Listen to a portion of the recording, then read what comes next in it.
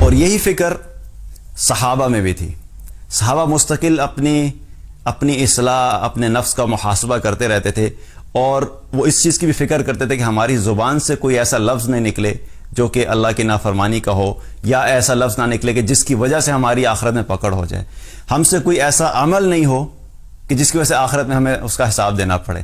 اور یہ مستقل اس فکر میں لگے رہتے تھے. اور جو خلفائے راشدین تھے بالخصوص، ان کی زندگیوں کا اگر ہم جائزہ لیں تو ان کی زندگیوں میں بہت سے ایسے واقعات ہمیں ملیں گے جو ان کی اس فکر کے بارے میں ہمیں بتاتے ہیں کہ انہیں کتنی فکر ہوتی تھی اپنے نفس کے محاسبے کی.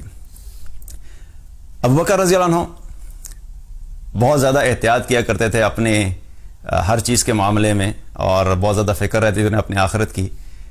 ایک مرتبہ ایسا ہوا کہ ان کے پاس ان کا خادم جو ہے کچھ کھانے کے لیے لے کر آیا. اکثر ایسا ہوتا تھا وہ جب خلیفہ بنے تو بہت سے لوگ ہوتے ہیں وہ کھانے کے لیے چیز بھیج دیتے ہیں. ابوبکر رضی اللہ عنہ کا ایک معمول تھا کہ وہ کوئی بھی چیز اس وقت تک نہیں کھاتے تھے جب تک کہ اس کی تحقیق نہ کر لیں کہ جس شخص نے بھیجا ہے اس کی آمدنی کا ذریعہ کیا ہے، کیا واقعی وہ حلال ہے کہ نہیں ہے. تو ایک دفعہ کھانا آیا تو انہوں نے کھانا کھا لیا اور اس وقت تحقیق نہیں، پوچھا نہیں. کھانے کے بعد انہیں خیال ہے کہ میں پتہ تو کر لوں کہ کس نے بھیجا تھا اور اس کا ذریعہ کیا تھا. تو جب پتہ کیا تو پتہ لگنے پہ یہ پتہ لگا کہ جس شخص نے بھیجا تھا وہ کسی زمانے میں کاہن تھا، اور اس نے کچھ بعد میں توبہ کر لی، لیکن اس وقت کے لوگوں نے اس کو کچھ پیسے دیے تھے جس سے وہ کھانا دیا تھا. جو ہی یہ پتہ لگا فوراً اپنے منہ میں انگلی ڈالی اور وہ سارا کھانا باہر نکال دیا. مستقل ڈالتے رہے جب تک کہ سارے کا سارا کھانا باہر نہیں آ گیا. انہوں نے سکون نہیں کیا.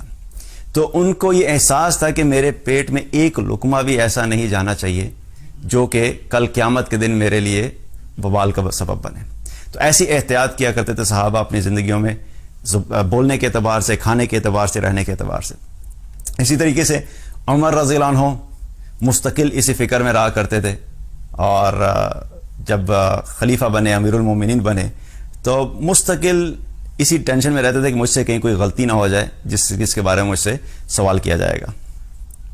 ایک مرتبہ اپنے اونٹ پہ بیٹھے ہوئے اور بہت تیزی سے جا رہے تھے. علی رضی اللہ عنہ نے دیکھا کہ امیر المومنین اتنی جلدی میں اونٹ پہ بیٹھے جا رہے ہیں. تو علی رضی اللہ عنہ سے پوچھا کہ امیر المومنین آپ اتنی تیزی میں کہاں جا رہے ہیں؟ تو عمر رضی اللہ عنہ فرمانے لگے کہ صدقے کے اونٹوں میں سے ایک اونٹ غائب ہو گیا ہے یا گم ہو گیا ہے، تو میں اس کو ڈھونڈنے کے لیے نکلا ہوں. اتنی فکر تھی. اب حالانکہ جس کی رسپانسبلٹی ہے، جب آپ امیر المومنین ہوتے، ظاہر ہے نیچے جتنے بھی کام ہوتے ہیں آپ نے کسی نہ کسی کو سونپا ہوا ہوتا ہے، تو ہونا کیا چاہیے تھا کہ جس کی ذمہ داری تھی اس کو فکر کرنی چاہیے تھی. لیکن اس چیز کی ٹینشن بھی انہیں خود تھی، فکر انہیں تھی کہ میں خود جا کے اس کو ڈھونڈوں.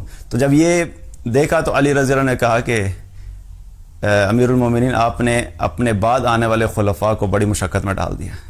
یعنی کہ آپ نے اتنا ہائی سٹینڈرڈ سیٹ کر کے جا رہے ہیں اکاؤنٹیبلٹی کا اور تقوی کا اور محاسبے کا، کہ آنے والے خلفاء کے لیے اس کو مینٹین کرنا بڑا مشکل ہوگا. تو اس میں عمر رضی اللہ نے کہا کہ اے علی مجھے ملامت مت کرو، یعنی میرے اس بات کے اوپر میری تعریف کرنے کی ضرورت نہیں ہے، کیونکہ اور فرمایا کہ اگر فرات کے کنارے کہیں پہ کوئی بکری کا بچہ بھی گم ہو جائے گا تو قیامت والے دن عمر سے اس کا سوال کیا جائے گا. عمر سے اس کا سوال کیا جائے گا. انہیں اتنی فکر ہوتی تھی کہ کوئی بھی چیز اگر میری خلافت میں کسی کے اوپر بھی کوئی مشکل آتی ہے یا کوئی بھی کسی کا چوری ہو جاتی ہے تو اس کا ذمہ داری میں ہوں گا. تو اس فکر کے ساتھ وہ اپنی زندگی بسر کیا کرتے تھے اور مستقل اسی فکر میں رہا کرتے تھے.